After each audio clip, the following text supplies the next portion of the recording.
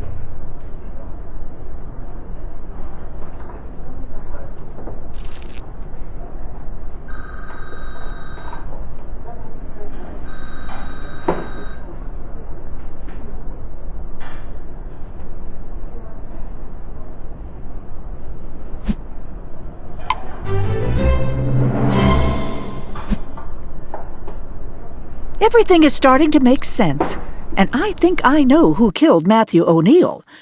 But there's one last thing I need to check out first.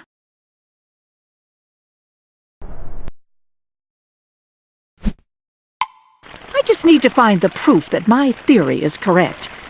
I'll just lend Avery a hand by taking down these leftover decorations for him, and take a little look around the place while I'm at it.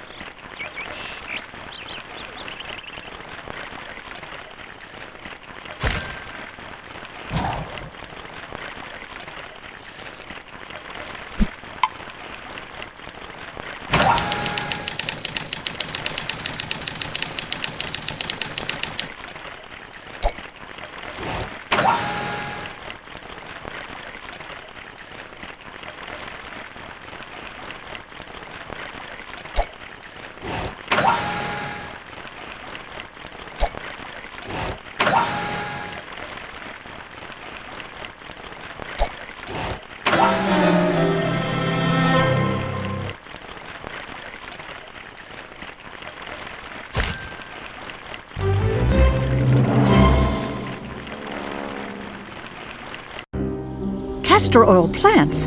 I thought so. Jessica, what are you doing here? Confirming a theory, Avery, that the ricin that killed Matthew O'Neill was made from castor beans grown in your garden. You imported these plants from Florida specifically for that purpose. That's preposterous. I have no idea how to make ricin from castor beans. Besides, you seem to have forgotten that I have an ironclad alibi courtesy of the Maine Coast Garden Center. I know that. That's why you needed an accomplice, Thomas Pickering. Between his background as a former chemist and your access to the raw materials for ricin, you made a perfect team. And while you were busy establishing your alibi at the garden center, Thomas was delivering a ricin-tainted rose to Matthew O'Neill.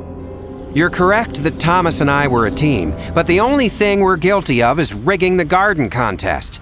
My exotic plants need a staggering amount of fertilizers, pesticides, and other chemical help to thrive in a New England climate, so we struck up a little arrangement. Yes.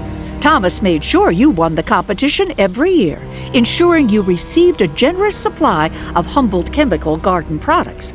And in return, you gave him the cash part of the prize.